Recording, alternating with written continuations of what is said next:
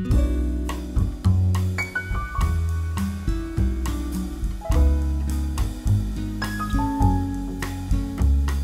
tardes a todas y a todos.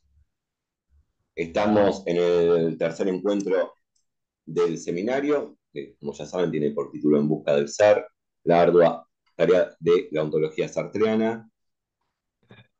Lo que estuvimos viendo en los tres encuentros anteriores fueron los tres puntos, los tres primeros puntos de la introducción al ser y la nada, que tiene por título En busca del ser. Bien, en el caso del encuentro de hoy, lo que vamos a ver, por lo tanto, es el cuarto punto de la introducción, que tiene por título El ser del percibir.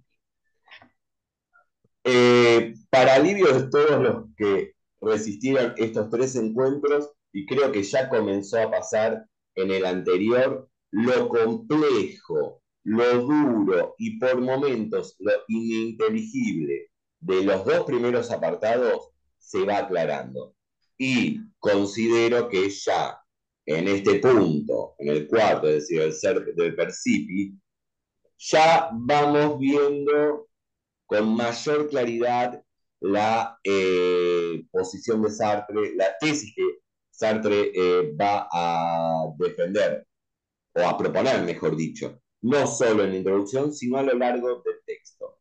Nos queda este encuentro y dos más. Cada encuentro se corresponde con uno de los puntos de la introducción.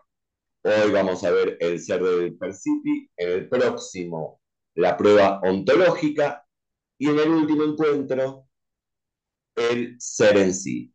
Y ya con esto vamos a tener cierta claridad, ya se va aclarando. Bueno, como solemos hacer, mi idea es la estructura de este encuentro es presentar más o menos algunos de los puntos que aparecen en este apartado, después de verlo y comentarlo entre todos. Bien, eh, este apartado tiene por título El ser del percibir, es decir, el ser del percibido. ¿Qué va a sostener? ¿Cuál es la tesis fuerte, fundamental de Sartre en este punto? Y que ya lo veíamos, eh, creo, ya se comienza a problematizar desde el primer punto, se hace más conciso el planteo en el segundo punto, y acá ya aparece mucho más aclarado. ¿Qué está tratando de mostrar acá Sartre? La independencia, la autonomía ontológica del ser percibido respecto a aquella región del ser que la percibe. Es decir, la independencia y autonomía ontológica del ser frente a la conciencia.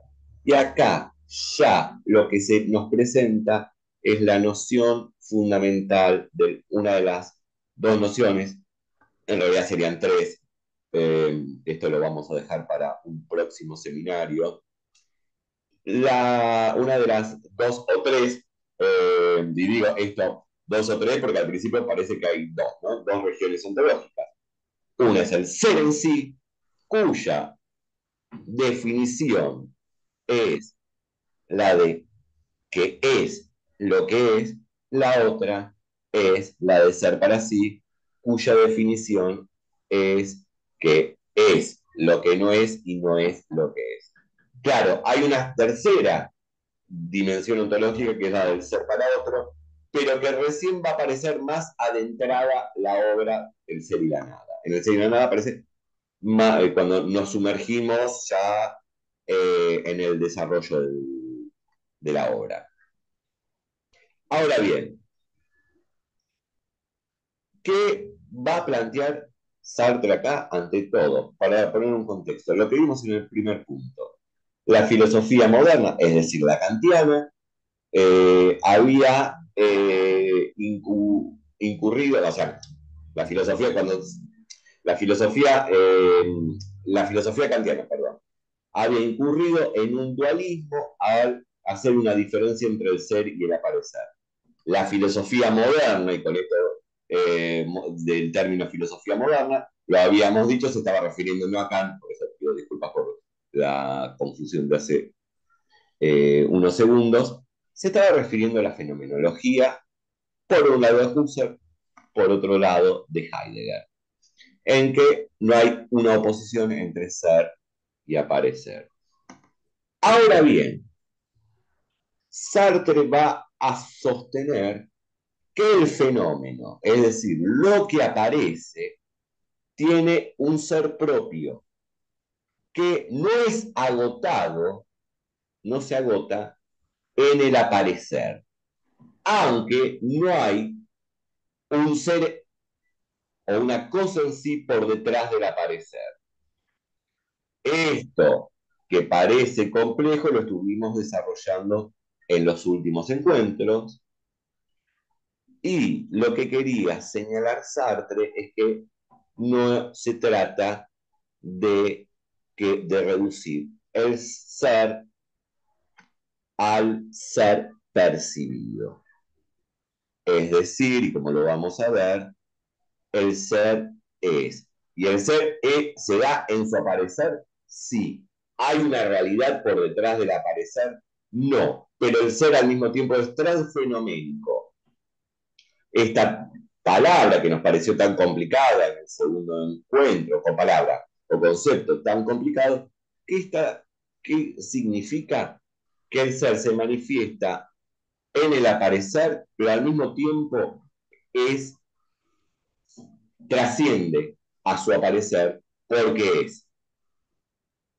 Es decir, si no apareciera, esto si no apareciera significa, si no hay una conciencia frente o ante la cual aparece, igual seguiría siendo. Y en ese sentido, lo que quiere señalar Sartre es que el ser de lo percibido no depende de la conciencia que lo percibe.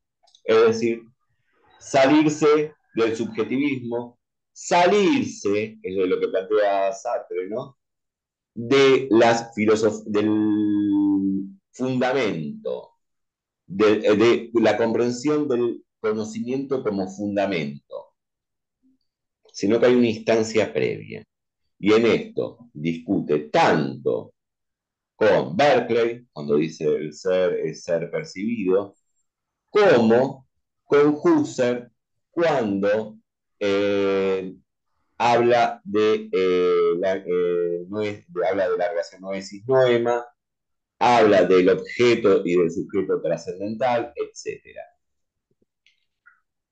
Por un lado, hay una crítica al idealismo, y como ya venimos diciendo desde hace un tiempo, cuando Sartre está hablando de idealismo, no se está refiriendo al idealismo alemán del siglo XIX, es decir, a Hegel o al idealismo absoluto, sino que se está refiriendo sobre todo, y obviamente, a Kant, pero también al neocantismo, que es la corriente filosófica hegemónica de la Francia de las tres primeras décadas del siglo XX. Es decir, la corriente hegemónica en la cual fue formado Sartre. Tanto Sartre como Simone de Beauvoir, como Merleau-Ponty. Esto significa una crítica, la crítica al idealismo, obviamente va a abarcar a Kant, al neocantismo, también a un aspecto de la fenomenología husserliana, y bueno, como un antecesor a Berkeley. Bien, si lo percibido solo existiera al ser percibido, ¿qué dice Sartre?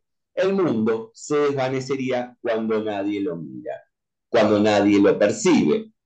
Ahí está la cuestión. El mundo sigue siendo, aun cuando no haya nadie, no haya una conciencia, no haya una región de ser.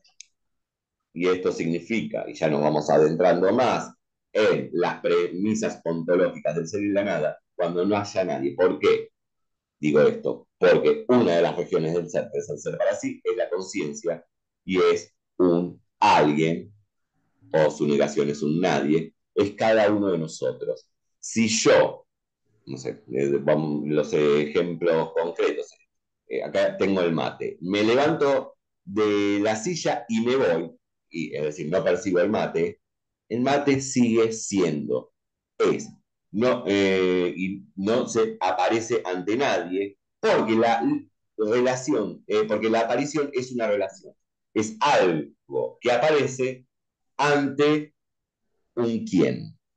Si ese quién no se va de la situación o deja de ser, eso que aparece sigue siendo, aunque no aparezca. Bien, en este punto, para que algo sea percibido, ya debe ser, es decir, está dado en cierta manera. El acto de percibir no da el ser al objeto. En todo caso, lo revela. Y ahí hay una distinción interesante, ¿no? Importante, más que interesante, importante. El acto de percibir el objeto no significa que la conciencia le da ser al objeto. Develará su ser. Ahí ya es otra cosa. Podría haber un ser. Y esto es fundamental después, va a ser muy importante en el despliegue del pensamiento sartreano, sobre todo en cuanto a la problemática de la verdad, el texto este que ya mencionamos varias veces, que es verdad de existencia, en donde el ser revelado es distinto al puro ser. Hay una diferencia ahí, pero para que el ser sea revelado, ya tiene que tener su autonomía, eso significa que tiene que tener una autonomía ontológica. Bien, ¿qué más va a sostener este texto Sartre? El mundo de ninguna manera puede quedar absorbido por la conciencia.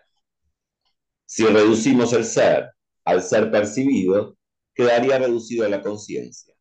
Que el mundo, digo, quedaría absorbido por la conciencia. El ser, por lo tanto, es autónomo ontológicamente. Y ahí hay una cuestión que es interesante en esta posición de Sartre de preocuparse en pensar una ontología fenomenológica que no signifique la absorción del mundo por la conciencia, que ya viene desde sus escritos de la década del 30.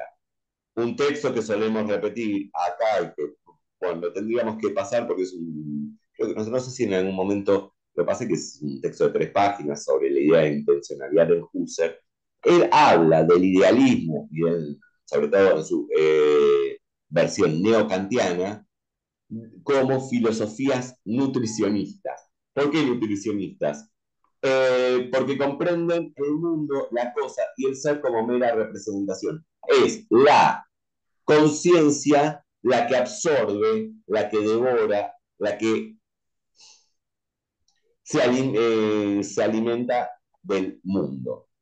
Nutricionista porque todo quedaría absorbido, el mundo, el ser quedaría absorbido como una representación de la conciencia. Y eso es lo que no va a aceptar Sartre. Bien, otras cosas que van a aparecer acá en este apartado. Que el hecho, que la percepción, perdón, no es una acción que modifique al ser percibido, ni el objeto padece el acto de percepción, ni la conciencia actúa sobre él. Y ahora lo vamos a ver con más claridad viendo el texto. Otra cuestión, tanto la conciencia como el mundo son espontáneos en su ser. Es decir, se dan, son. No es que uno haga al otro en una una perspectiva ontológica, ¿no? Hay unas críticas después eso lo vamos a mencionar, sin embargo, la idea no sería inmiscuirnos mucho en una discusión con Husserl en torno a la Gilé, que se podría ser definido como la materia sensible, etcétera, porque es una discusión profunda, compleja, que se da dentro de la discusión de la fenomenológica y nos podría llevar bastante tiempo. Pero bien, ¿cuáles son las tesis más o menos principales de este apartado? Que del percibido no es no está dado por la conciencia que lo percibe. Ahora bien, por otro lado, el ser de la conciencia no funda el ser del fenómeno. Y tanto, y ahí volvemos a esta palabra clave del anteúltimo encuentro, que es lo transfenoménico. Es decir, ¿y qué significaba esto? Bueno, un ser que excede al fenómeno. Y tanto la conciencia, es decir, el ser para sí, es transfenoménico como lo es como lo es el percibido, es decir, el ser en sí. Dos diferencias ontológicas fundamentales entre uno y otro es que el ser para sí es pura actividad, espontaneidad, transparencia, vacío. Por otro lado, el ser en sí es plenitud, opacidad, independencia con respecto al ser para sí, porque existe en sí. Este sentido, claro, y ahí ya tenemos, ¿no? El ser y la nada. Cuando definimos el ser para sí es la conciencia. Y la conciencia es pura actividad, es pura transparencia, pura espontaneidad. Eh, ¿Qué es? Es la nada. Es la nada. La región de la nada se nos va a presentar como una región de ser. Y esta región del ser es la conciencia. Equiparación entre nada, conciencia, ser para sí. Si bien hay diferencias a veces en el de curso de la obra de Sartre, más o menos para adentrarnos tener presente esto. Ahora bien, el percipi no depende del acto de percibir. El ser del mundo es autónomo y no necesita de la conciencia para ser. Repito de vuelta, la conciencia no da el ser a la cosa y al mundo. La cosa y el mundo son. Y en este sentido, Sartre toma distancia tanto del idealismo como del realismo clásico. Y acá ya vemos que se nos presenta, nos va preparando Sartre a su distinción fundamental entre ser en sí y ser para sí. Y como yo suelo señalar acá en este punto, es que la otra, que siempre me da para pensar, porque la otra es el ser para otro, ¿no? Ser en sí, ser para sí, ser para otro, son las categorías de Hegel. A mí me sigue asombrando eso, ¿no? Es esa triada hegeliana, obviamente, no desde el punto de vista de un idealismo absoluto, ni nada por el estilo, de una perspectiva de una fenomenología, podríamos decir, existencial. También ese es otro tema que se podría en algún punto trabajar, la diferencia entre una fenomenología husserliana, que es fundamentalmente una fenomenología trascendental, y una fenomenología sartreana, que no acepta la trascendentalidad y que podemos decir es una fenomenología existencial, y esto significa una ontología distinta, no es una mera diferencia de detalles, ¿no? Dentro de la vertiente o la corriente fenomenológica, sino que son dos posiciones ontológicas distintas. El punto de partida es distinto.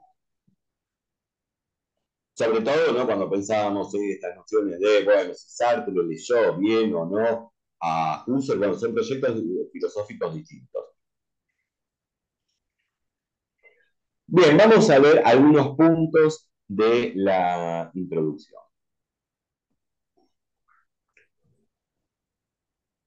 Algunos puntos del cuarto apartado. El ser del percibir.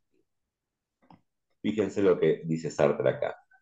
Así, renunciando a la primacía del conocimiento, se ve, ¿no? Que nuestro punto de partida no es como en la filosofía moderna el conocimiento. Nuestro punto de partida es ontológico, en el sentido, y esto se acuerdan que lo habíamos visto en el encuentro anterior, que Sartre decía, toda metafísica sí, implica una teoría del conocimiento y toda teoría del conocimiento implica una metafísica.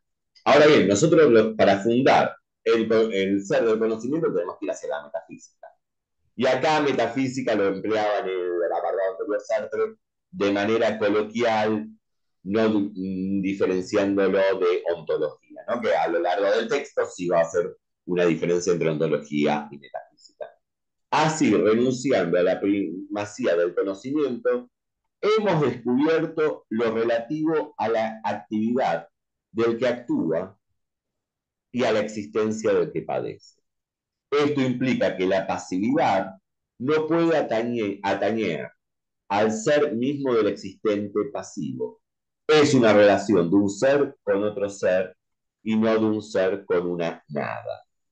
Es imposible que el percipere afecte de ser al perceptum, pues para ser afectado, el perceptum necesitaría ser ya dado en cierta manera y por lo tanto existir antes de haber recibido el ser. Se ve la contradicción, ¿no? Significaría, sí, el ser sería un fenómeno, a ver, mejor, permítanme, replanteo la oración. Si el ser provendría de aquello que lo percibe y lo modifica, entonces eso significa que hay otro ser por detrás. ¿Se sigue esto? Acá Sartre observa la contradicción. Si ser es ser percibido y el acto de ser percibido modificaría el ser, es un platonismo. Entonces habría un ser por detrás antes de ser percibido. Ahí hay una contradicción. ¿Notaría? O casi en términos aristotélicos podríamos decir una regresión al infinito. Porque habría un ser que es el percibido y por detrás un ser que es el aún no percibido. Que es en algún punto, ¿no? Habría que ver, ahí hay una relación con un planteo kantiano. Pero bien. Puede concebirse una creación a condición de que el ser creado se asuma, se arranque al creador para cerrarse inmediatamente en sí y asumir su ser. En este sentido, cabe decir que un libro existe contra su autor. Claro, acá lo que está diciendo Sartre, no, la conciencia no crea al ser, no es dadora de ser. En todo caso, lo revela, lo descubre. Y, claro, incluso ahí está, cómo descubre la conciencia. Y nos vamos a ir a textos posteriores. La conciencia cuando descubre o revela, términos más heideggerianos, desoculta, no lo hace por un mero acto de conocimiento del tipo científico, sino que lo hace a través de la praxis, a través de la acción. Porque la conciencia, condenada a ser libre, ¿no? El existencialismo es un organismo, la conciencia es siempre espontaneidad, está obligada por no sé qué maldición, dice Sartre en un momento en Verdad y Existencia, a actuar. No recibe nada de manera pasiva. La conciencia está siempre en el mundo, actuando, nihilizando, determinando, y eso quiere decir negando, el ser ya dado al mismo tiempo que se niega a sí misma. Bien. Y acá, claro, puede existir lo que dice, existe el acto de depresión y está muy bien el ejemplo que pone Sartre, ¿no? Claro, está bien, un libro.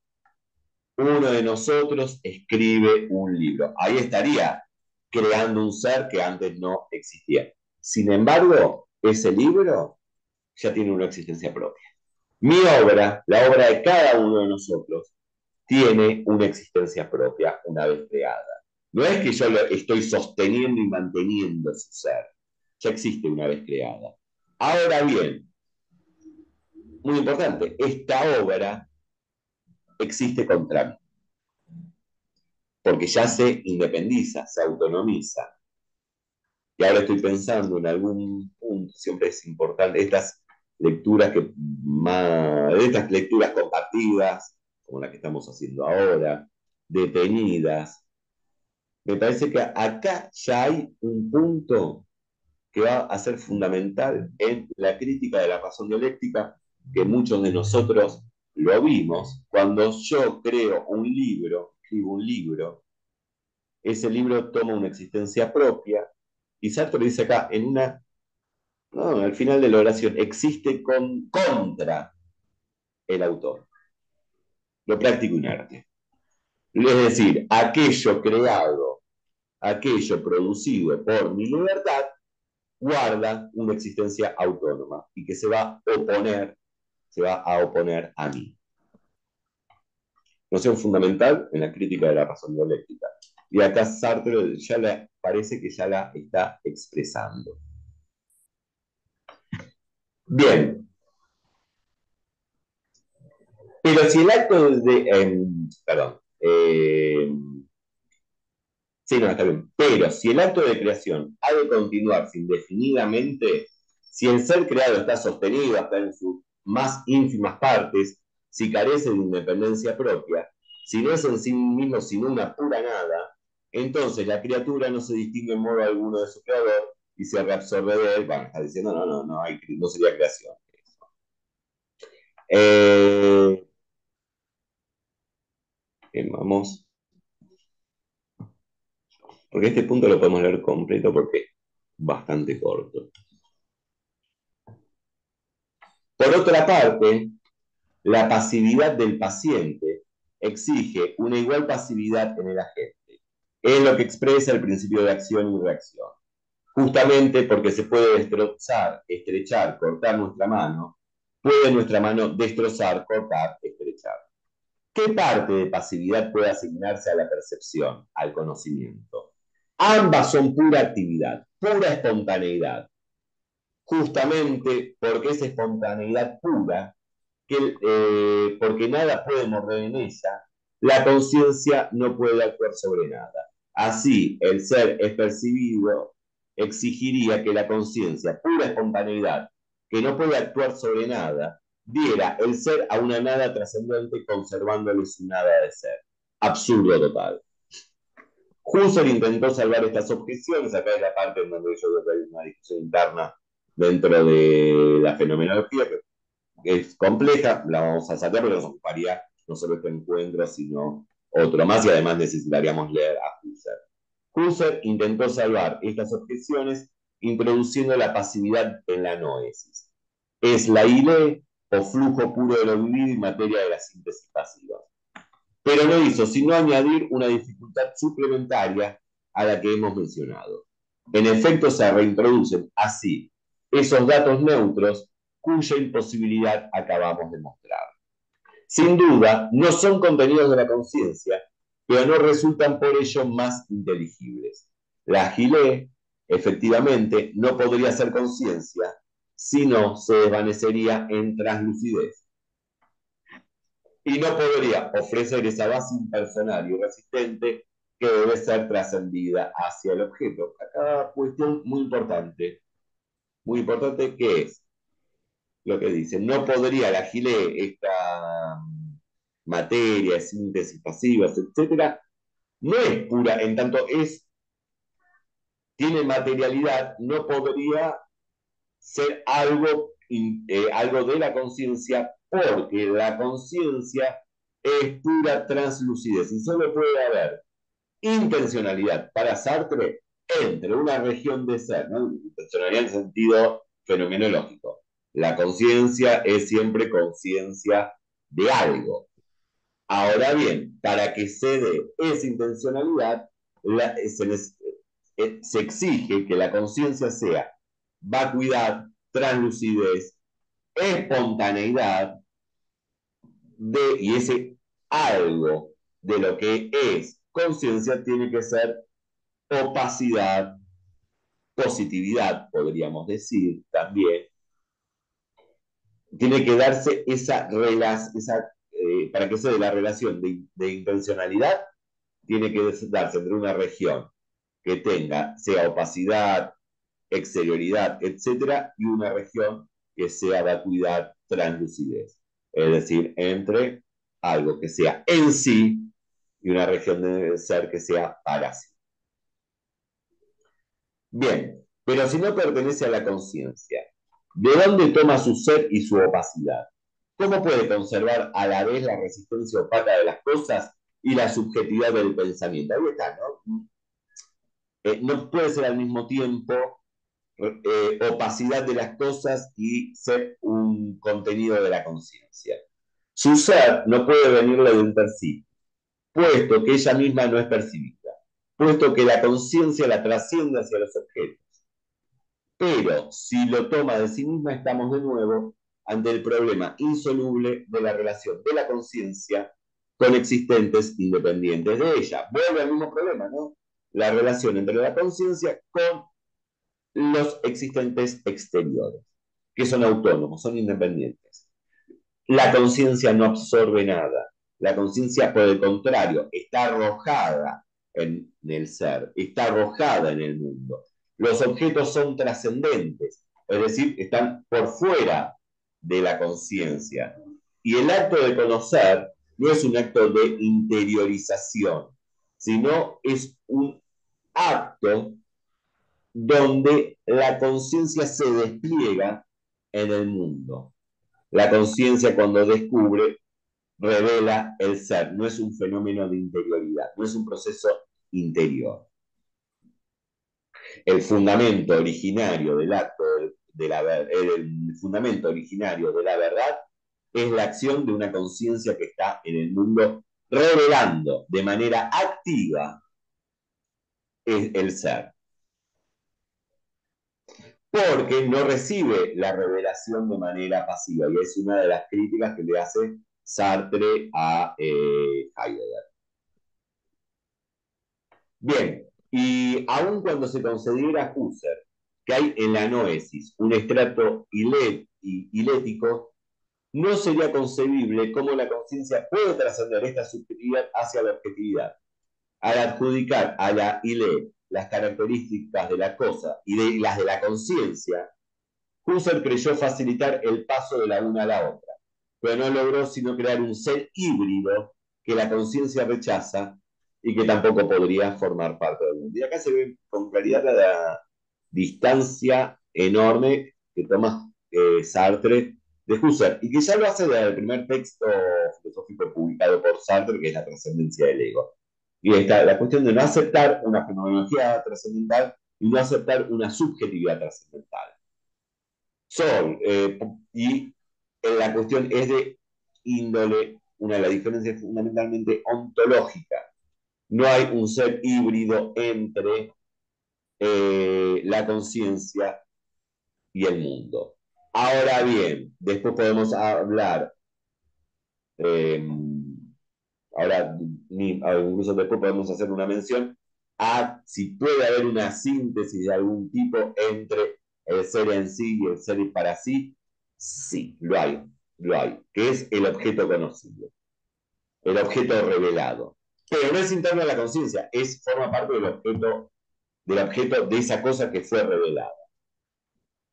Bien, pero además, según hemos visto, el percipi implica que la ley del perceptum es la relatividad. ¿Puede concebirse que el ser de lo conocido sea relativo al conocimiento? ¿Qué puede significar la relatividad de ser para un existente, sino que este existente tiene su ser en otro distinto de sí mismo? Es decir, en un existente que él no es. Por cierto, no sería inconcebible que un ser fuera exterior a sí mismo, entendiendo por ello que este ser fuera su propia exterioridad. Pero no es este el caso aquí. El ser percibido está ante la conciencia. Esta no puede alcanzarlo, ni él puede penetrarla. y como está separado de ella, existe separado de su propia existencia. De nada serviría hacer de esto algo irreal a la manera de Husserl. Claro, estoy diciendo el tema de la agileza, algo irreal. A un título de irreal es necesario que exista. Así, las dos determinaciones de relatividad y pasividad que pueden referirse a maneras de ser, no pueden de modo alguno aplicarse al ser mismo. El ser del fenómeno no puede ser super sí. El ser transfenoménico de la conciencia no puede fundar el... Ahí está, ¿no? Pero fundamental, el ser transfenoménico de la conciencia no puede fundar el ser transfenoménico del fenómeno. El ser de la conciencia no funda el ser del sí. El ser del para sí no funda el ser del para sí no funda el ser del sí. Se ve el error de los fenomenistas. Habría que ver acá tengo la versión impresa. Quizás está hablando de fenomenólogos, pero vamos a ver. Se ve el error de los fenomenistas por haber reducido a justo título el objeto a la serie articulada de sus apariciones. Creyeron haber reducido su ser a la sucesión de sus maneras de ser. Y por ello lo explicaron por conceptos que no pueden aplicarse sino a maneras de ser, pues designan relaciones entre una pluralidad de seres ya existentes. Y acá terminó este punto de la introducción. Claro, ¿qué habíamos visto, no? Ya en el primer encuentro. No hay diferencias entre el ser y el aparecer. No hay un ser por detrás en el sentido kantiano del término, de una cosa en sí por detrás, distinta al aparecer, al fenómeno. Sin embargo, no puede reducirse el ser al aparecer. ¿Por qué? Porque ese ser es de manera efectiva. Acá, bueno, Jacqueline escribió y dijo que en la versión impresa también dice fenomenistas, sí. Bien, si quieren, vamos. Me parece que todo esto, no sé cómo me interesaría escucharlos a ustedes, que ya lo que parecía tan complejo en los primeros párrafos de la obra se va aclarando y se va viendo cuál es la intención de Sartre. No hay diferencias entre. En el aparecer se manifiesta el ser. No es una cosa, no hay una oposición entre fenómeno, entre el aparecer y el ser. Sin embargo, la serie de apariciones no agota al ser. El ser es siempre más, es transfenoménico. Ahora, decir que sea transfenoménico no significa decir que las apariciones lo ocultan o que tendría que buscar a ese ser por detrás de sus apariciones para poder conocerlo. Y tampoco significa que cuando conozco aspectos del ser estoy conociendo algo distinto al ser. Todo esto se va abriendo para señalar la relación ontológica, que no podría ser de otra manera, la relación se funda, o la relación fundamental de la ontología sartreana entre dos regiones de ser.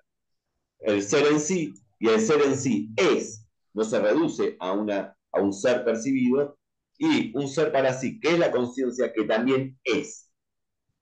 No son reductibles al acto de conocimiento. La conciencia no es conocimiento. No puede, a ver, hay conciencia que conoce, sí, pero no es reductible al conocimiento como lo va a aprender la filosofía moderna, por ejemplo, ¿no?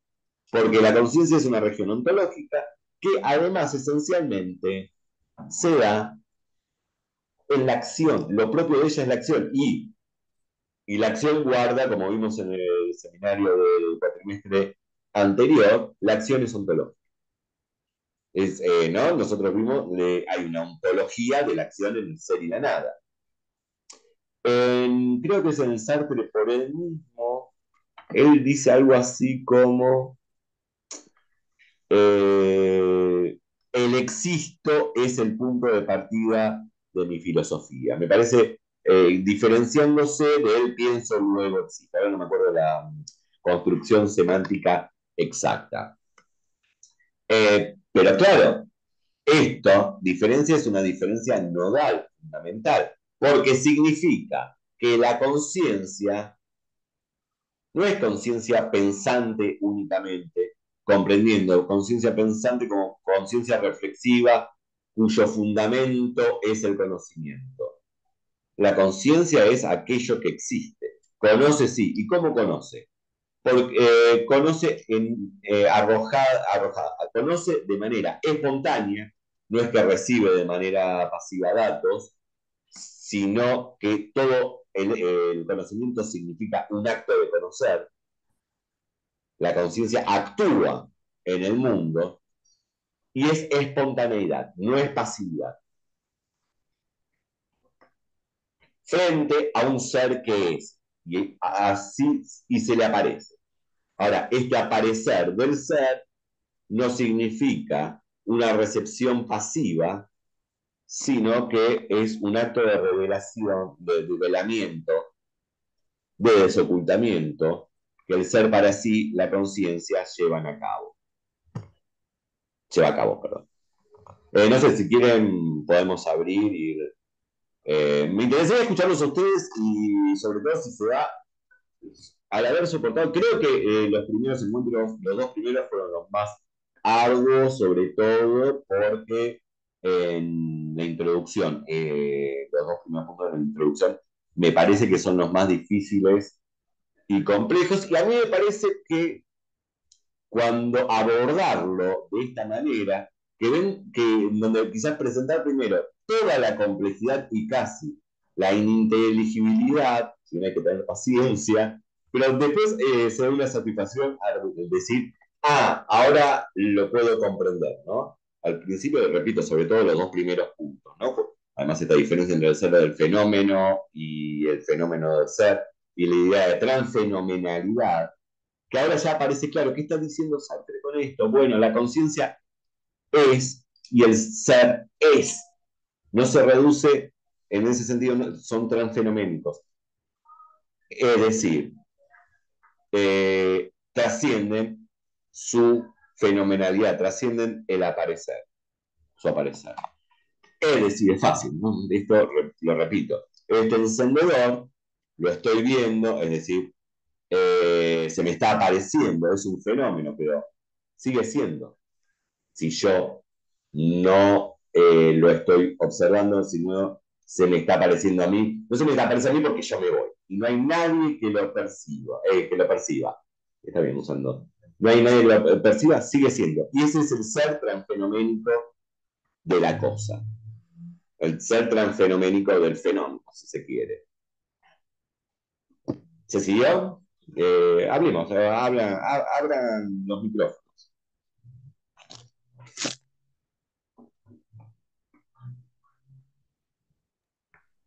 Hola Maxi, hola a todas y a todos. Nada más para ir contribuyendo acá. Me quedaba pensando y también ahorita, claro, nuestros planteamientos que vamos recuperando tienen que ver con garantizar la existencia del mundo aun cuando no hubiese, frente a la fórmula de Berkeley, aunque aún no hubiese una conciencia que ante la cual aparecería o aparezca el mundo, ¿no? Y me quedaba pensando también en los movimientos que de pronto puede ocurrir en sentido inverso. Si es que, así como venía mencionando en el apartado tercero de la introducción, creo que es el tercero, sí. Eh, es decir, así como la conciencia no es garante más allá de la revelación del mundo, pero el mundo no depende de la conciencia, también creo que es interesante pensar en qué sucede con la conciencia, si es que, en la manera en la que está conectando con el mundo, si es que no habría conciencia si no hubiese mundo, ¿no? Y creo que ese es uno de los movimientos interesantes también a partir de lo que se va planteando con Sartre. Lo pensaba justo volviendo, o sea, regreso un poquito, pero creo que tiene que ver con esto que viene al final del tercer apartado, donde dice, um, la conciencia no tiene nada bueno, de sustancial, que es lo que venías mencionando también, es una pura apariencia en el sentido de que no existe, sino en la medida en que aparece.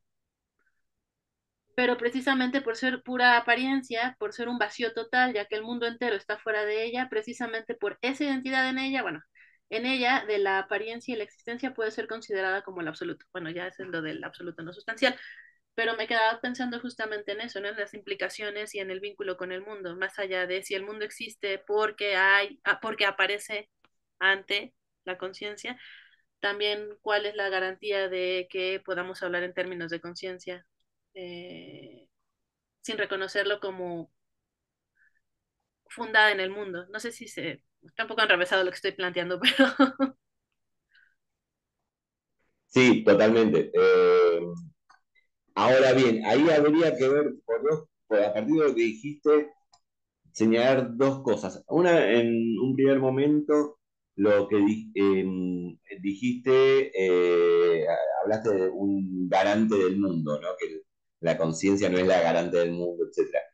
Claro, y acá también nosotros hablamos de Kant, del neocantismo, de la fenomenología trascendental, de Berkeley, pero la cuestión sería, y de esto lo vamos a ver bien en el apartado que sigue, la prueba ontológica, en el próximo encuentro, la cuestión que fíjense que la comprensión de la conciencia como conocimiento y tomar a la conciencia, en este sentido, como punto de partida, es el cogito cartesiano.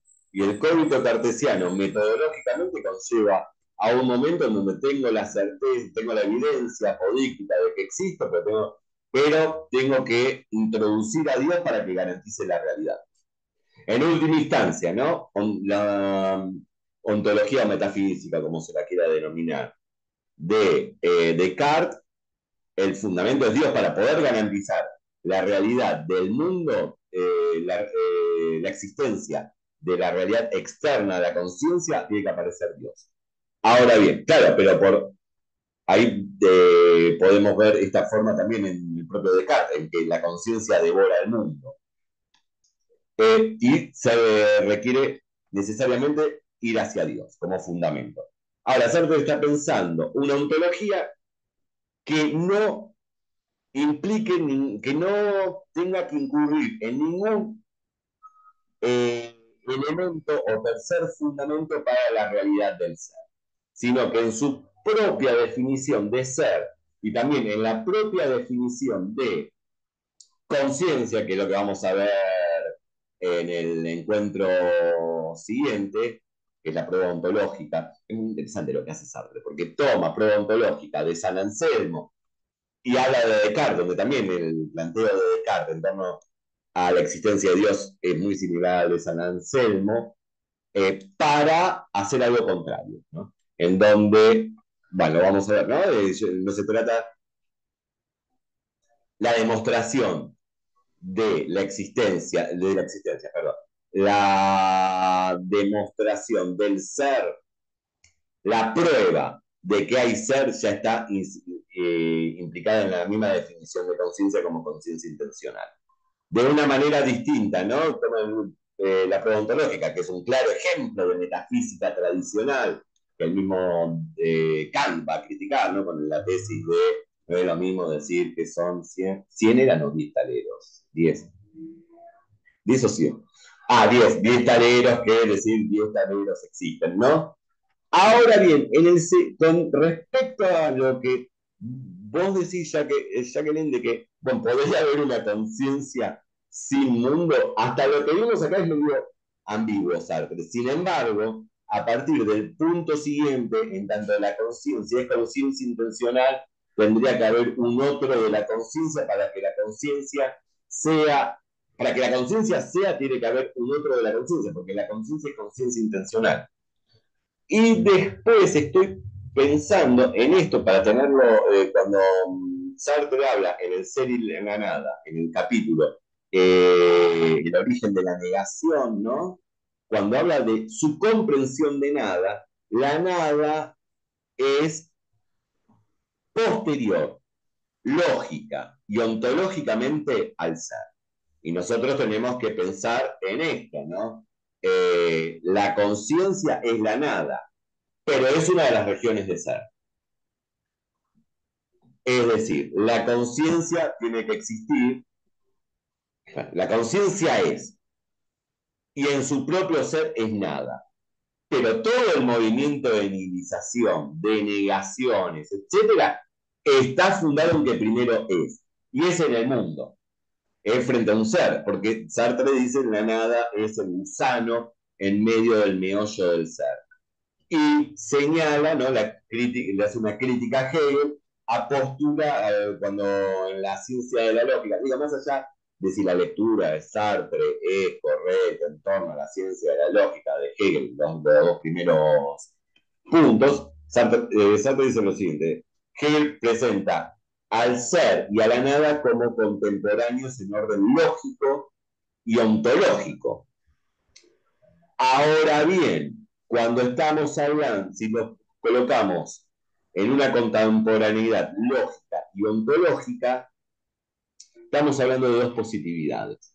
Entonces, el ser es una positividad y la nada también, porque serían contrarios. Y ahí hace la diferencia entre contrarios y contradictorios. A ver, un especialista en Hegel muy probablemente diría, no, no es lo que dice Hegel. Está bien, no nos importa esto, pero sí nos sirve para pensar, para tratar de comprender qué es lo que está diciendo Sartre. Y Sartre ahí está diciendo que la nada es no ser. Hay una equiparación, nada y no ser. Y eso es propio del pensamiento sartreano. Y el no ser es negación de ser. Es decir, y para poder negar, el ser tiene que ser primero. ¿Se sigue hasta acá? Entonces, la conciencia ya significa que haya la conciencia para que sea, tiene que ser en el mundo, no hay otra forma. Y tiene que negar, ¿por qué? Porque es no ser. Pero repito, es el gusano en medio del meollo del ser, gran definición, y creo que clarifica. Hay ser y la nada es el que lo niega. ¿Y qué es la nada? Es no ser y es la conciencia. Somos nosotros. Nosotros somos la nada. Fíjense, pero incluso cuando lo decimos, nosotros somos, tenemos ser. A ver, tenemos ser. Sí, tenemos ser también en tiempo pasado, pero bueno, eso lo dejamos para otro seminario. Eh, pero somos y negamos. Solo podemos ser la negación del ser porque primero somos. Y no solo nos negamos a nosotros mismos, sino negamos el ser en el cual estamos inmiscuidos, que es el mundo. Es que ¿No? justo pensaba en, fue un poco tramposa mi pregunta, pero pensaba justo en esta situación, ¿no? Porque creo que frente al proyecto cartesiano en el cual se enfrentan estas dificultades del solipsismo y de no poder garantizar la conexión entre el ser humano y el mundo, justo surge la propuesta así con Sartre, ¿no? Porque finalmente esto parece que va un poco asegurando el camino teórico, o al menos el camino argumentativo que él va planteando para garantizar que no haya una desconexión, o sea, no caer justamente en un solipsismo, un punto ahí en el cual no pueda hablarse de cómo se da esta relación entre el ser humano o la realidad humana, como bueno, lo planteará ya más adelante, y el mundo como a título de realidad material, ¿no? Eh, además, o sea, a mí estos puntos me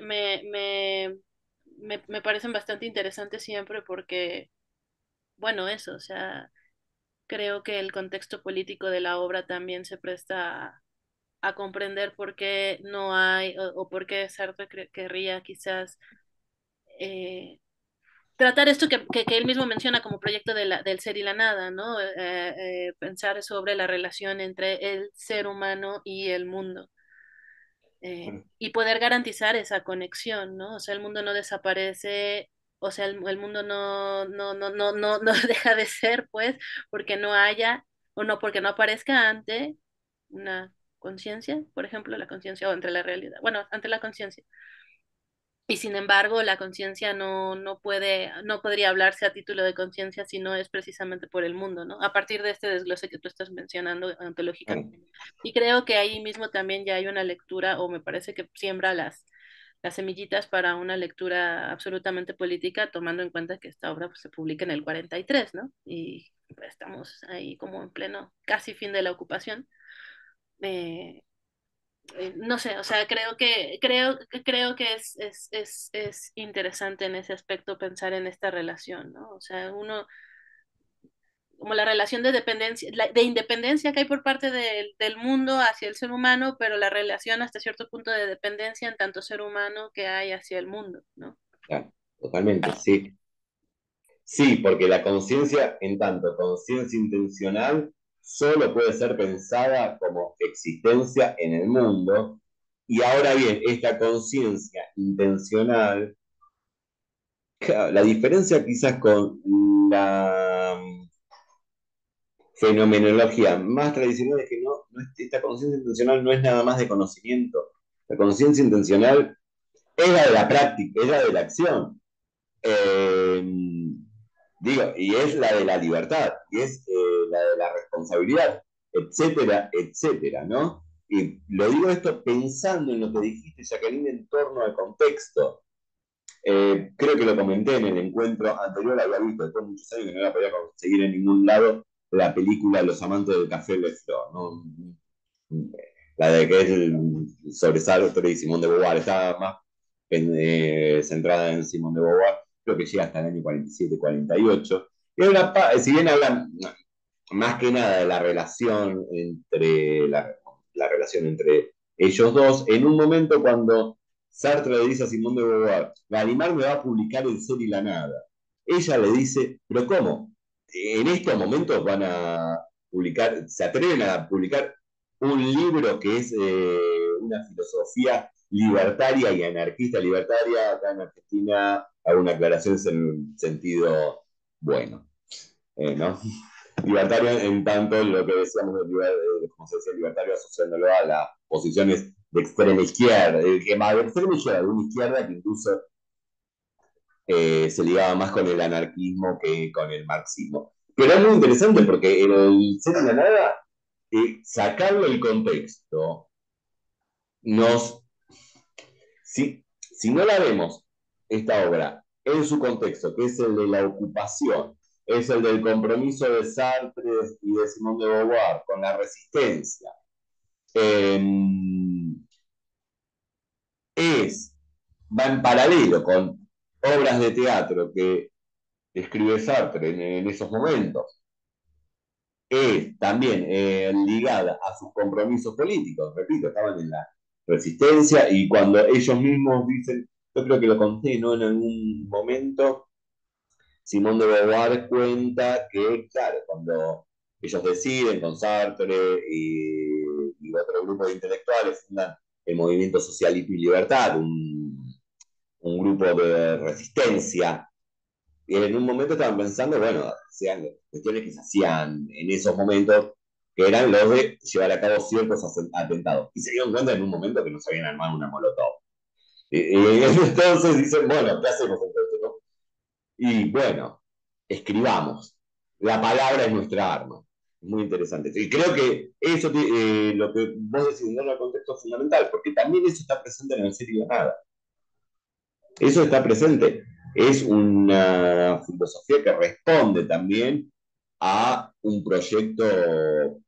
Bueno, vos creo que lo dijiste en algún escrito, ¿no? Hay una cuestión de responder, no me gusta, no, responder quizás no sea lo adecuado, sino que está en relación con un proyecto político y también un proyecto ético. Bueno, después están las cartas para la moral, etcétera. Thais. No, solo iba a comentar que aparte de ser un proyecto para la época un poco escandaloso, era una época que no había mucho papel, ¿no? Estaba en falta de papel bueno, por la guerra, ¿no? Entonces que Gallimard decida publicarlo y es un libro grande, ¿no? Es que sí se vio como muy importante, ¿no? Mira, no, claro, no tenía el dato de la falta de papel. Muy interesante, muy, muy interesante.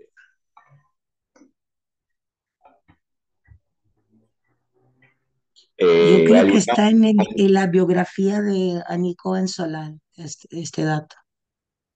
Creo que lo leí ahí o en el Café de los Existencialistas. Esto de chismes, Estos libros de chismes existencialistas, por ahí está.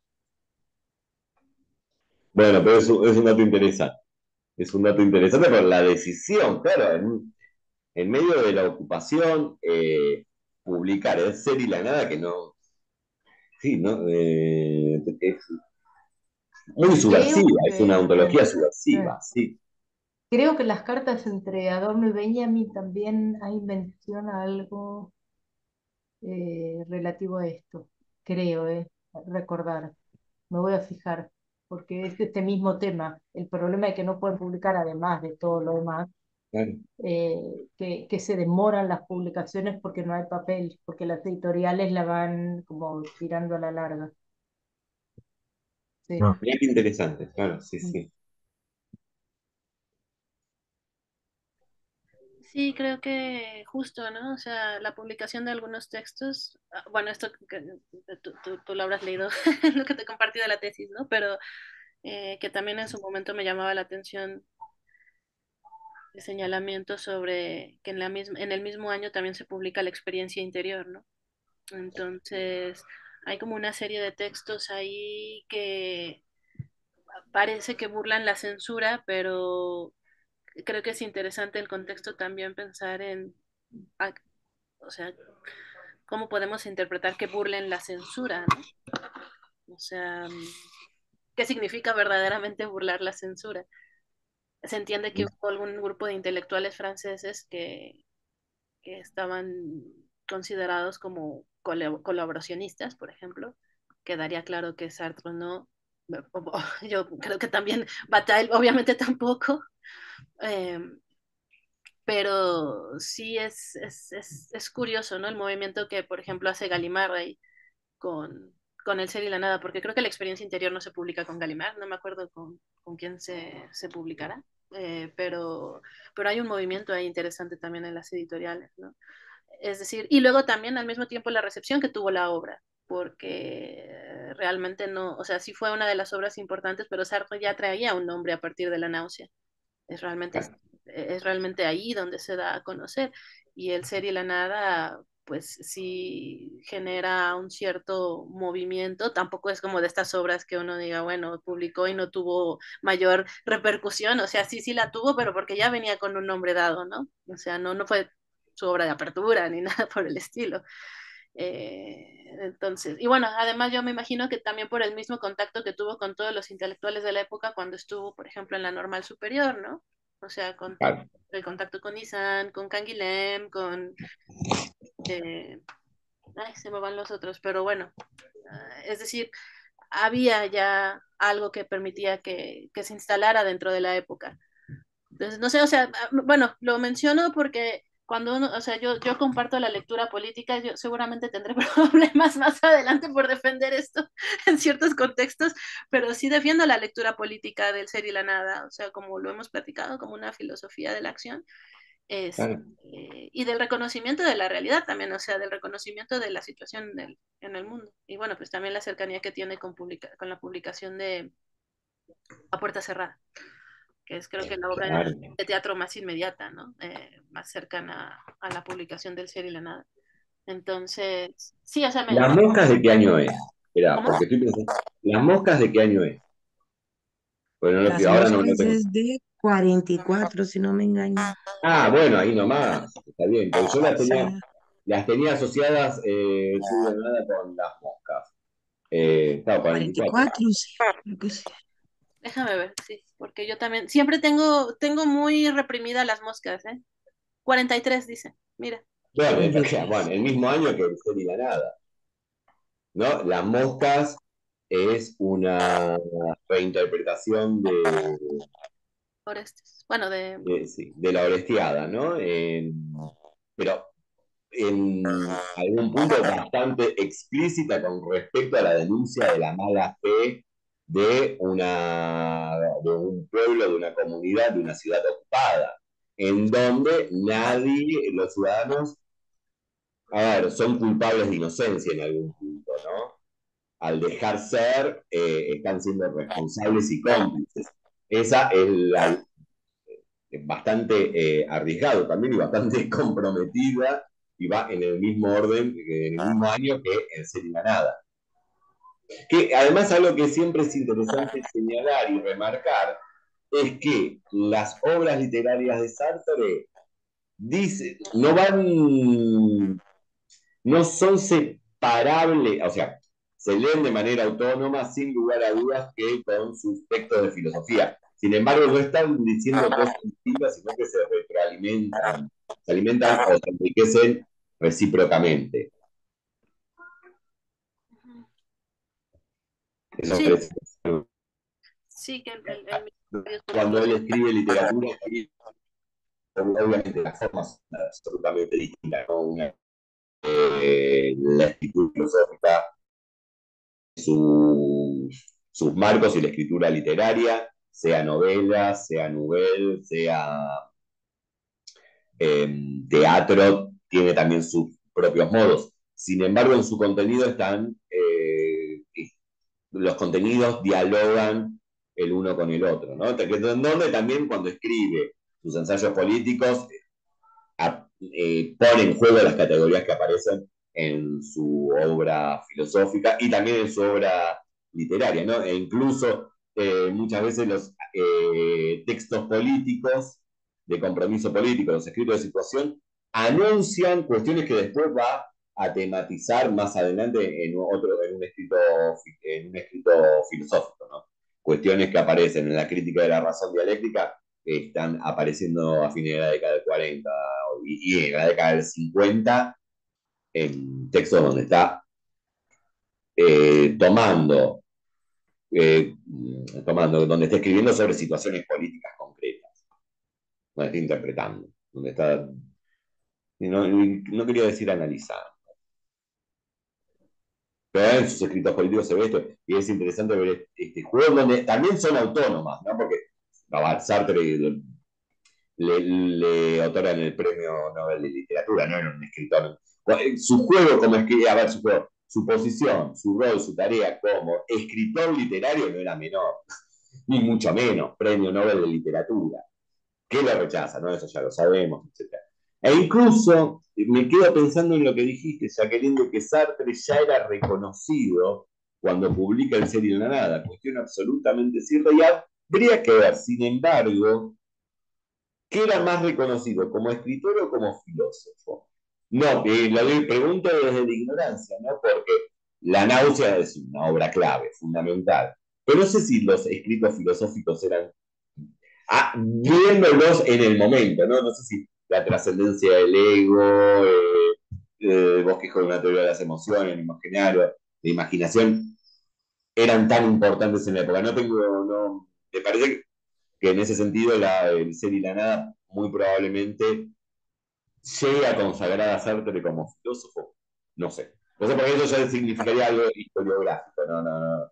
O sea, digamos, los otros son textos menores, ¿no? A sí, ver, menores. Algo que nunca nadie va a escribir de la trascendencia del ego. Ojalá yo pudiera escribir la trascendencia del ego. Sin embargo, no sé si todos estaríamos diciendo a Sartre, filósofo, si hubiera estado nada más con esos textos y no hubiera escrito El Ser y la Nada, ¿no? parece ser que sí, o sea, en algunas entrevistas él menciona que sí es más, o sea, es que creo que es importante lo que él mismo menciona en algún punto, ¿no? Su filosofía y la literatura no van separados, pero parece ser que sí es realmente e incluso él lo menciona en la entrevista esta que tienen, Sartre por sí mismo, cuando le hacen este reclamo de, bueno, sus amigos comunistas dicen que ya deje la literatura, el público le dice que ya deje el compromiso político, y él dice, es que no puedo dejar uno y otro, o sea, es que estos escritos, estos textos que yo estoy publicando son los que me permiten, no lo dice con estas palabras, pero se entiende, las condiciones materiales de existencia para poder dedicarme al ejercicio de la reflexión y poder escribir entonces estos otros escritos que se me solicitan. Y en otra entrevista también, en otro diálogo que tiene, por ejemplo, con Gerasi, sí señala, dice él, bueno, finalmente es verdad, o sea, el ser y la nada, o sea, con las puras regalías del ser y la nada, yo ya tengo para vivir el resto de mi vida. Y él es muy crítico con eso, dice, está bien que que te dé para comer un par de años, ¿no? En lo que vuelves a hacer otra obra y en lo que vuelves a publicar, pero es que esto es brutal, o sea, no puede ser que esta obra me siga generando tantos ingresos, ¿no? Pero me parece importante incluso en términos de su propia vida, como la manera en la que él estaba viviendo, poco valga la redundancia, ¿no? Pero la manera en la que está él experimentando esta situación de tener las condiciones materiales de existencia precisamente para el ejercicio filosófico. Entonces parece, o sea, como respondiendo un poco a eso desde mi propia intuición, es que sí, que en efecto fue, o sea, yo creo que fue un poco uno y otro, ¿no? El mismo ambiente intelectual lo pudo ir jalando un poco, irlo haciendo de cierto nombre en los círculos intelectuales y de ahí publicar La náusea y bueno, La náusea pues ya tener la fama que le granjeó y creo que esa es también una de las razones por las cuales pudo haber tenido tanto impacto ya después en su publicación, ¿no? Además, supongo que también responde al contexto intelectual francés, o sea, perdón, el contexto cultural francés en general, ¿no? O sea, si en algún momento existieron revistas como Le Temps Moderne, es que eran revistas que no era una revista académica, o sea, uno ve constantemente en los registros hemerográficos, ¿no? O sea, Sartre escribiendo en el periódico, ¿no? O sea, es decir, la población francesa estaba acostumbrada a eso, ¿no? O sea, como creo que nos ha sucedido en diferentes momentos en nuestros respectivos países, donde la presencia de los intelectuales ocupa un lugar central en lo que podríamos decir hoy como la opinión pública. Hoy parece un poquito más, como que parece, nos parece un poco más complicado, ¿no? Pensar en eso. Pero En la bueno, dos cosas con respecto a lo que estás señalando en torno a la presencia de los intelectuales en la Francia de ese periodo, en los debates, sí, en los debates políticos, culturales de distinta índole, etcétera, que cuando Sartre da la conferencia El existencialismo es un humanismo, rebosa de gente, pero y no de un público académico, sino de la ciudadanía, por llamarlo de alguna manera.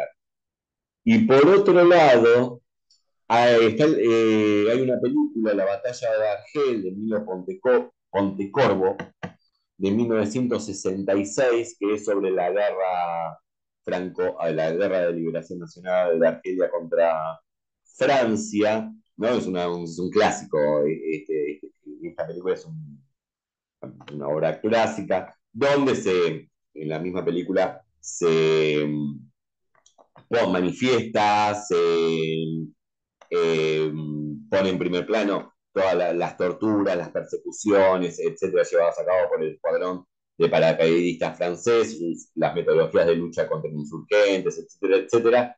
Y ahora no me acuerdo si era el general, creo no, general no, pero el comandante, etcétera, de ese escuadrón de paracaidistas en un momento es aparece un periodista, le hace unas preguntas y el militar le pregunta, y bueno, ¿qué está pasando en Francia? No, porque él está en Argelia. Le dice, bueno, Sartre escribió un nuevo artículo.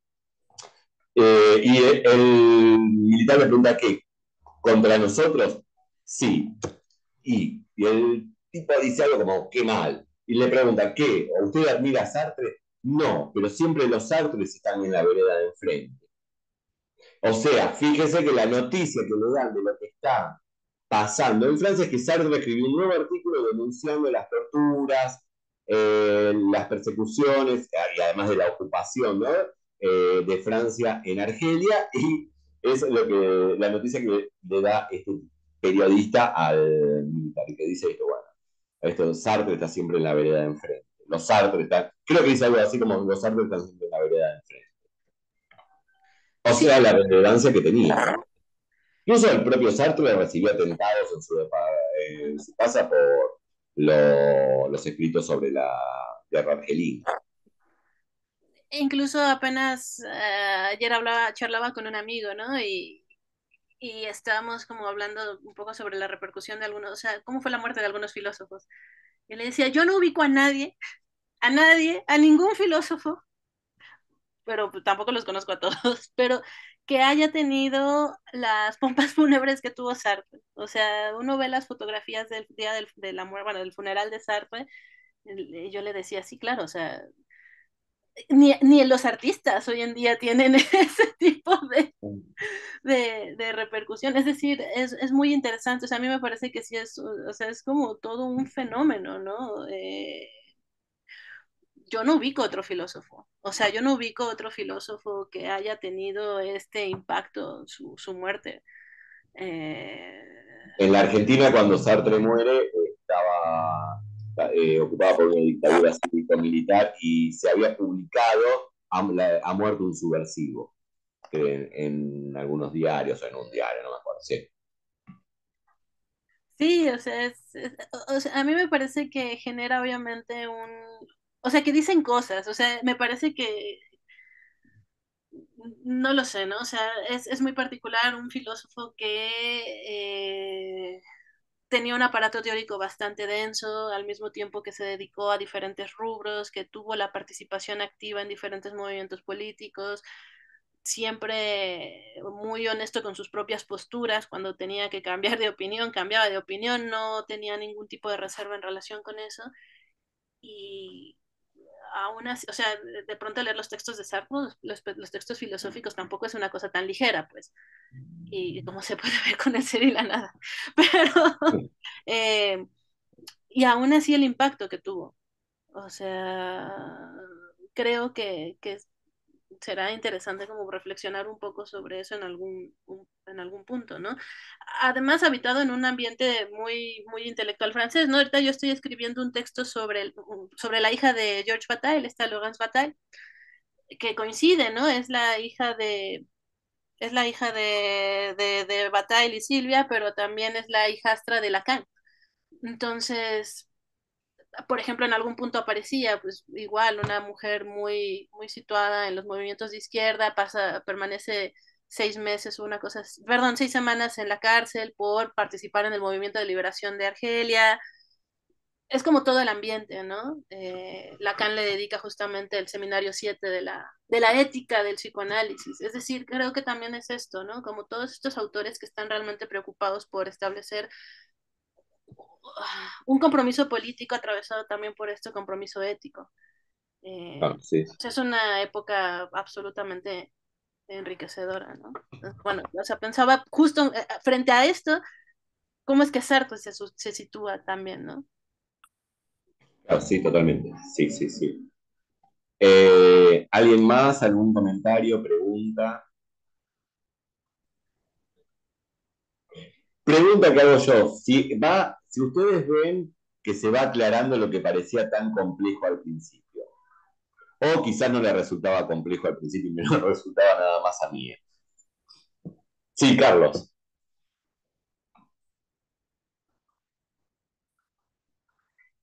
Estás Tenés con que el... desmutearte. Ah, sí.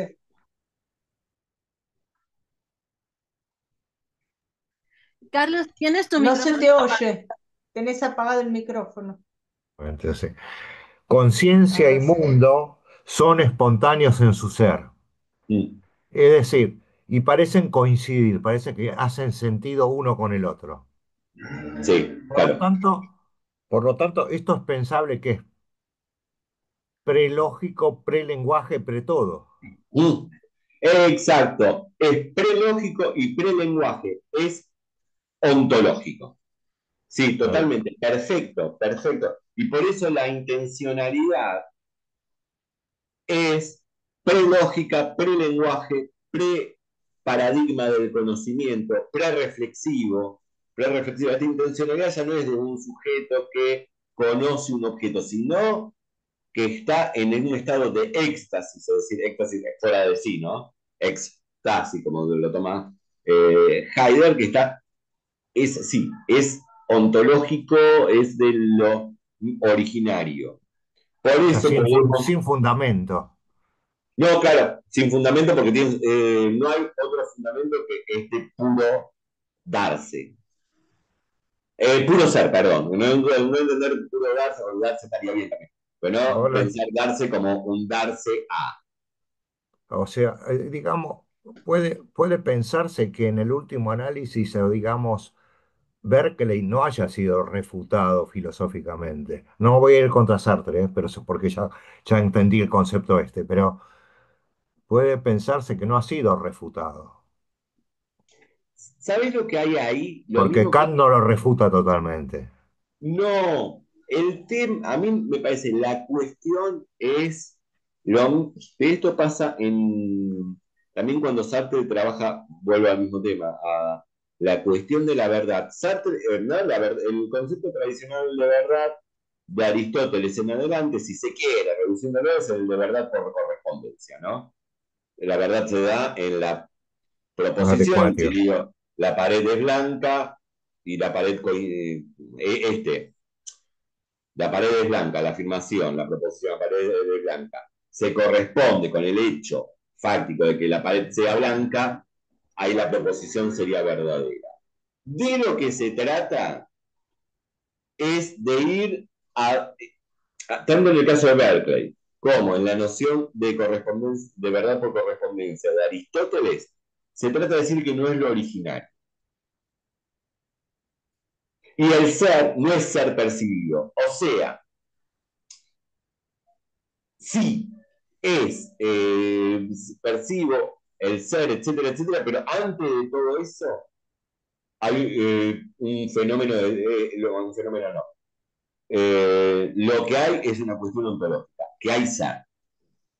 Y el ser no se puede reducir al ser percibido. Y también la relación entre conciencia-mundo, la relación de conocimiento, perdón, conciencia-mundo, ¿existe o no existe? Sí, existe, pero no es la originaria. Eso es lo mismo. Existe, es falso que la teoría aristotélica de la verdad por correspondencia. No, no es falso, pero no es la originaria.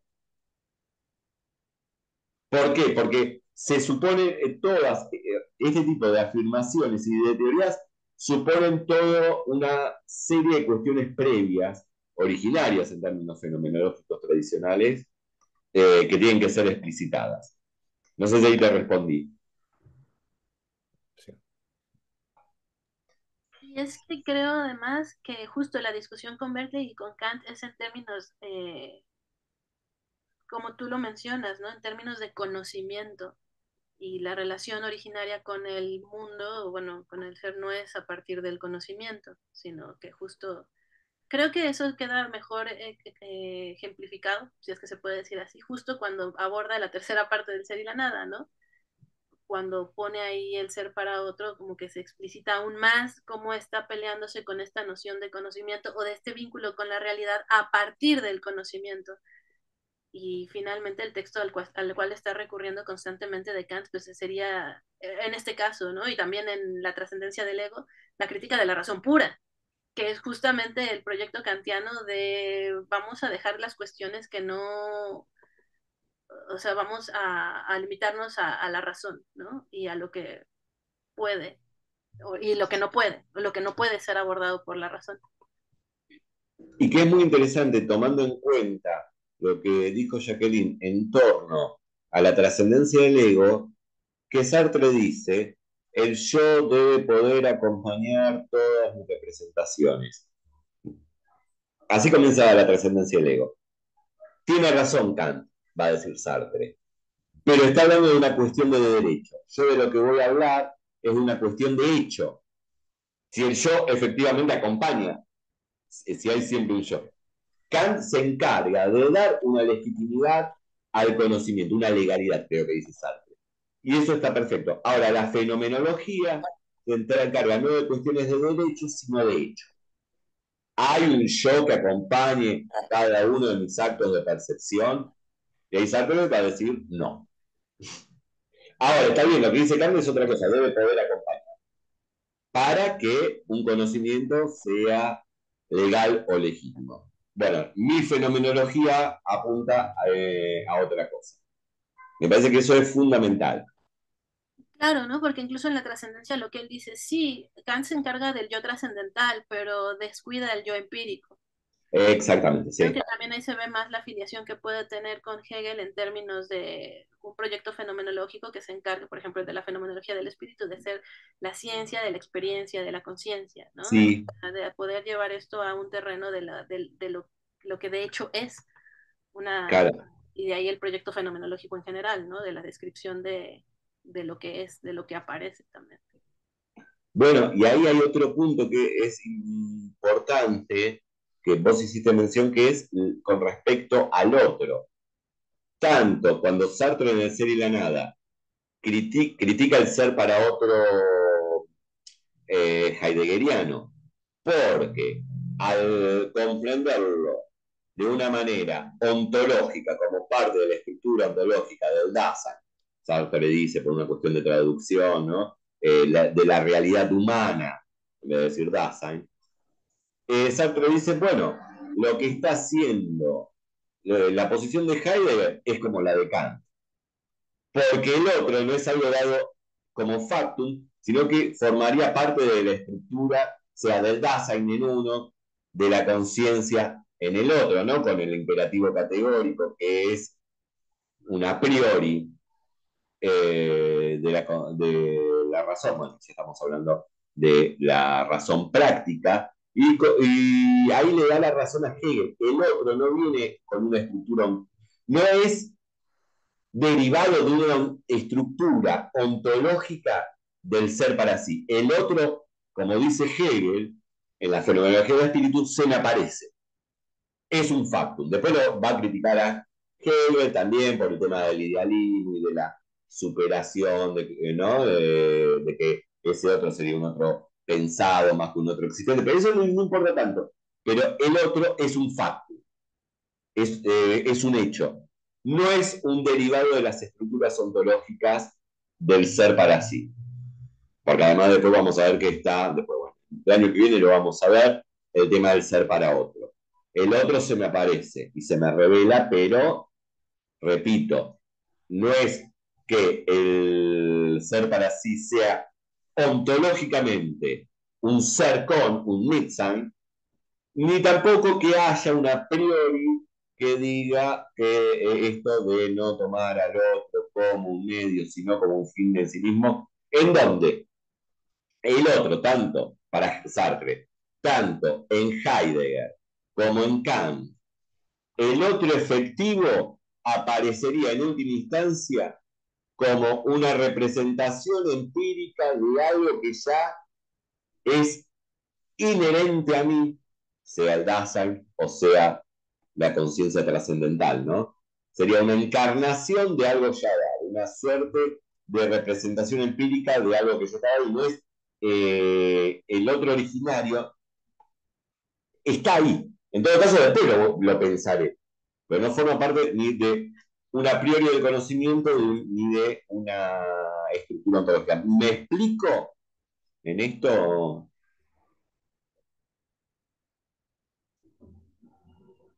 O sea, no puedo pensar, ¿cómo piensa el otro?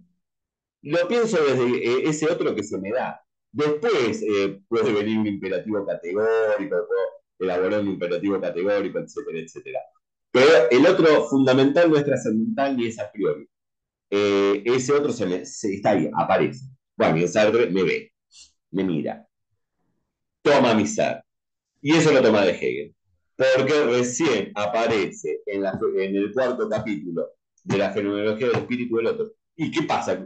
¿Venía ya dado con la conciencia? ¿O había una ontología? A priori no, el otro aparece. ¿Y qué pasa? Bueno, se establece, ¿no? Lo que ya sabemos, la lucha a muerte, porque una conciencia siempre va a buscar el reconocimiento del otro, etcétera, todo lo que ya quizás varios de nosotros sabemos. Pero claro, está dado en la facticidad del otro. Ahí está la diferencia, ahí también hay una diferencia, ¿no? Con esto que señalaba Carlos, que preguntaba si refuta o no refuta. La discusión pasa por el tema de qué es lo originario y cómo pensar desde la experiencia y no hacer de la experiencia una especie de voy a emplear este término, de representación empírica de aquello que es trascendental y comprendiendo lo trascendental como lo primero, lo originario, lo fundamental. Y no sé si incluso también aquí aplicarían estas otras dos categorías, ¿no? De lo necesario y lo contingente. Exacto, sí. En la que fuese un a priori perteneciente ya a una estructura, se tendría que concebir como si fuese algo necesario, ¿no? Originariamente dado. Fantástico, claro, porque el otro ahí es contingente. O sea, es necesario en tanto ya, pienso más en términos de la crítica de la razón dialéctica, pero también en el caso de la fenomenología del espíritu. El otro es necesario para llegar a donde estamos ahora. Es decir, quiero comprender el momento actual de la historia. Entonces, miro hacia atrás y en el proceso de despliegue de la conciencia, en el despliegue de la conciencia hasta llegar a la forma del espíritu, Hegel, o en tratar de comprender la historia material tal cual se dio hasta ahora, eso contingente se me aparece como necesario. ¿Se entiende cuál es la diferencia? Mirando hacia atrás, para comprender este presente, el pasado es necesario porque ya pasó.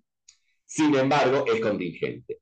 El fundamento es la contingencia. Perdón el tipo de trabalenguas, pero en la exposición dialéctica entre contingencia y necesidad, es como cuando quizás hablamos de teleología. A veces hay en algunos planteos un mal. Se piensa que eso que se pensaba como necesario era necesario teleológicamente.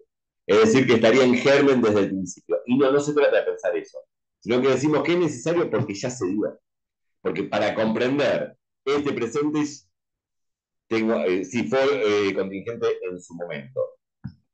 Podría no haber sido. Pienso también en cuando Sartre habla de la historia de la humanidad como lucha contra la escasez o la rareza es absolutamente contingente, pero es necesaria para pensarla. ¿Se entiende esto? Es necesario para pensar nuestra historia, porque nuestra historia se dio así.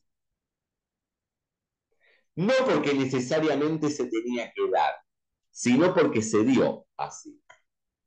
Ahí hay una diferencia muy importante. Y claro, el otro es contingente. También yo soy contingente. Y esto lo dice muy bien cuando Sartre dice que yo sea, en mi sitio, por ejemplo, en el párrafo sobre mi sitio, Sartre dice que yo sea es contingente, pero si soy, necesariamente debo ser en una I determinada. Y ahí se articula contingencia y necesidad, siempre pensando en el caso de la ontología sartreana. O sea, me alejo del hegelianismo, o de Hegel, digo, que el fundamento es la contingencia. Pero una vez que es, yo soy, o el otro es, hay una cuestión de necesidad. Si el otro es, bueno, ahí va a pasar, podría no ser. Sin embargo, es. Bueno, y ahí va a pasar todas las cuestiones de las relaciones concretas con el otro, la forma en que yo busco objetivar al otro y que el otro busca objetivarme a mí, etcétera, etcétera. Todo eso, ese juego ontológico va a ser necesario, pero fundado en la contingencia. Y está muy bien lo que dice Jacqueline, porque si pensamos en el otro como estructura ontológica, estamos pensando que es necesario tanto en Heidegger para Sartre, como también para Sartre en Kant. Y el otro no es necesario, es contingente. Fundamentalmente, pero porque yo también soy contingente. Podría yo no existir, pero existo. Y entonces ahí ya, a partir de esa existencia, bueno, Kish, ¿no? En una de las primeras clases leímos unas partes de la náusea, ¿no? Y ahí Sartre postula, ya en la náusea, lo esencial es la contingencia. Fíjense, ¿no? Y ahí vemos una lógica dialéctica, es fundamental para comprender a Sartre. Lo esencial es contingente. Se desde una perspectiva filosófica tradicional, suele asociarse lo esencial con lo necesario. Sin embargo, acá lo esencial es lo contingente. Es también cuando Sartre dice, y Jacqueline le hizo un párrafo y hizo mención al absoluto no sustancial. El absoluto, que es la conciencia, que es el para sí, no es sustancial.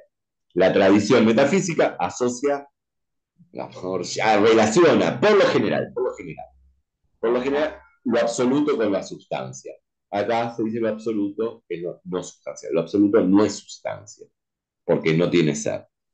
Y lo absoluto es cada uno de nosotros.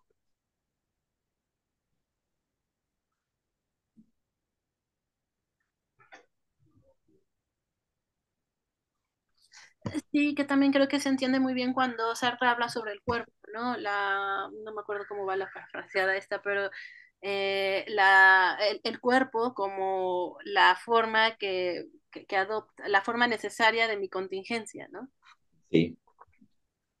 O sea, creo que continuamente va haciendo un poquito ese juego entre no es, no hay algo que de hecho necesariamente tenga que ser, pero cuando es, tiene que ser de cierta, bueno, puede ser de Claro. cierta forma. Sí, Carlos. Me muteé de nuevo. No, estaba pensando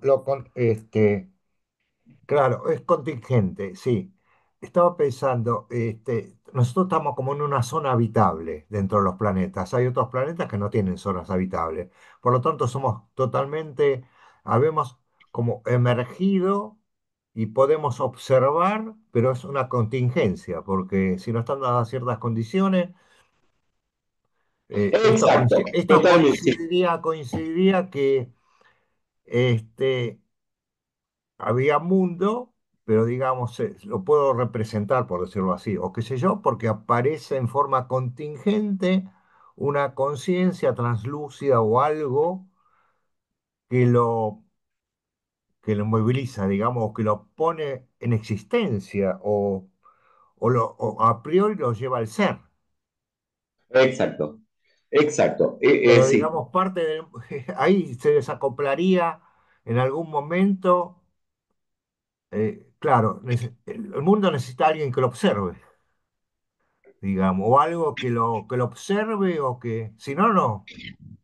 Sí, es Bueno, ahí no lo necesito. digamos, cómo puede emerger de la materia inanimada? Porque sabemos que tiene 4.000 millones de años, etcétera, etcétera. Bueno, supongamos que sea cierto. Este, y digamos, emerge algo que lo objetiviza y operamos sobre eso. Exacto. O es una cosa Sí, totalmente práctica, o es totalmente contingente, o un absurdo, se puede llegar a pensar así también. O un sí, absurdo que conduce a nada. claro. Ahí, primero, alguna cosa sí, que el mundo no necesita que lo Bueno, no es observemos por porque ser no hay dramático, ¿eh? necesidad. ¿No? El mundo no necesita que lo observemos porque no hay necesidad. Pero está muy bien lo que señalaste. En un momento aparecemos nosotros, de manera contingente. Absurdo, lo usas antes sobre todo en la náusea. Porque ahí en algún momento, alguna vez leí algunas cosas de una discusión una discusión, una diferencia de planteos entre Sartre y Camus, Sartre siendo el filósofo de la contingencia frente a Camus, el del absurdo, etcétera. Sin embargo, se podría usar, ¿no? El absurdo como algo que no tiene otro fundamento que el hecho de que es, ¿no? No hay un fundamento por detrás. Pero claro, el mundo solo se vuelve objeto si aparecemos nosotros. Pero podría no serlo. Digo, objeto porque para ser objeto tiene que estar enfrente de. Podría no serlo. Y esto, sin embargo, creo que hay una cuestión. Todo esto puede parecer como un pensamiento escéptico con respecto de parte de Sartre. Y sin embargo, resulta, como dice, en el existencialismo es un humanismo y un optimismo duro, porque toda la dignidad del hombre, etcétera, es que no tenemos ser y que existimos sin fundamento. Pero esto enriquece nuestras existencias. Porque somos sin fundamento, entonces somos libres, entonces somos responsables y entonces somos el uno. ¿No? Hay, al menos, dice Sartre, un ente en el cosmos cuyo ser no está determinado. Podría llegar a haber otro, ¿no? Pero hasta ahora lo que sabemos es que somos nosotros, no estamos determinados. Si habría un fundamento anterior a nuestra existencia, estaríamos determinados. ¿Qué sería? ¿No? Y acá esta cuestión de existir sin fundamento es que también en algún punto el fundamento nos lo damos nosotros. Somos libres para darnos nuestro fundamento, ¿no? Y ahí toda la cuestión del proyecto, esto también sería interesantísimo. Ahí tendrían que ayudarme Thais y Jacqueline con respecto a la cuestión del proyecto originario, ¿no? Por ahí es donde elegimos y nos elegimos nosotros la forma, el modo en el cual vamos a darnos ser. Gracias. Acá dijo Hugo, estas afirmaciones entran en crisis ante la física cuántica, principio de indeterminación. ¿Por qué?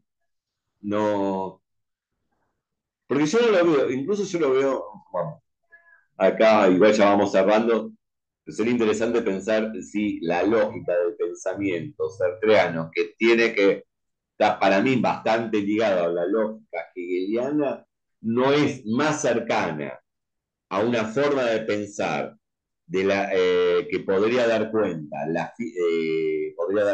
física cuántica que la lógica aristotélica tradicional. No, ¿no? Pero bueno, no sé si podés explayarte más, Hugo. Sí, el hecho de que el ser de lo que se nos presenta, ¿sí? Está atado o no al observador. Eh, bien, la física cuántica establece el que hay una indeterminación en ello. Puede estar el gato vivo o muerto dentro de la caja, dependiendo de que levantemos la tapa o no. Puede una lluvia de electrones hacer determinadas marcas, pasar por determinados orificios al mismo tiempo, alternativamente o no, dependiendo del observador. Pero No, es hacer un paralelo que es injusto, ¿sí? O sea, no, me parece interesantísimo lo que estás planteando. No tengo una respuesta, pero podemos, ya vamos cerrando, pero pensémoslo esto, pensémoslo y retomémoslo, porque a mí me interesa muchísimo, incluso en algún momento alguna mención hicimos, no yo, creo que no sé si fue Jacqueline o Thais, algo en torno a la teoría de la relatividad, como, ya sé que física cuántica no es lo mismo que teoría relativa, la física de la relatividad, pero sería algo interesante para pensar. Yo estoy intuyendo, y es una mera intuición, de que hay alguna cercanía entre los planteos ontológicos de Sartre y del modo en que despliega una lógica de la contradicción, y no de la contradicción del entendimiento, sino más bien de la dialéctica, que podría tener, en términos de Max Weber, una afinidad electiva con cuestiones de la física cuántica. No tendría los fundamentos, pero está muy buena tu pregunta y es algo para pensarlo con mucha seriedad y profundidad, y ahí también se necesitará gente, a ver, que comprenda de física cuántica y de modo, a ver, y de a qué, porque pensemos en algún punto, más allá de lo que vos estás diciendo que es tal cual, pero pensemos más allá de esto, de cómo hay una física newtoniana que está muy presente, o que está no muy presente, sino fundamentada en un tipo de lógica que no, que es la lógica clásica, frente a un pensamiento dialéctico, Hegel en adelante, y con Sartre, también un tipo de lenguaje que excede a esa lógica formal. Y también pensando en la relación entre kantismo y física newtoniana, que eso está, ¿no? Sabemos que la relación es fundamental. Y si las críticas, también uno podría pensar, si las críticas de Sartre a al kantismo podrían abrir la posibilidad de pensar de otra manera ciertas cuestiones que hacen a la lógica y al despliegue del pensamiento y a la cuestión de la contingencia, y estoy pensando en la relación entre contingencia y necesidad con los descubrimientos llevados a cabo por la física cuántica, y estoy pensando, ¿sabes qué? En algo fundamental que es la contingencia. En la física cuántica eso está muy presente, y también en la biología. Estoy pensando en un texto, y ya vamos cerrando, porque ya estamos abriendo y puedo decir cualquier cosa.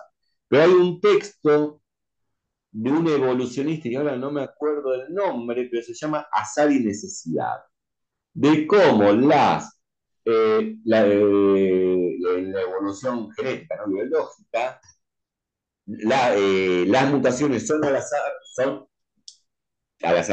azarosas, pero luego se vuelven una vez aparecidas de manera azarosa, se vuelven necesarias. Ahora no me. Monod. Monod. Monod. Que el texto es este, azar y necesidad, ¿no? Me parece ahí que tenemos, bueno, ya no estamos hablando, a mí me parece interesantísimo entrar en diálogo con. Para eso tiene que haber alguien que sepa, ¿no? Yo no puedo hablar de física cuántica ni por asomo, pero sí si hay alguien formado en esto, de comenzar a pensar y establecer un diálogo, lo mismo con las ciencias biológicas, ¿no? Pero bueno, ya son las 6, nos encontramos dentro de 15 días y ya estamos llegando al final y creo que se va, repito, aclarando. Y bueno, gracias a todos.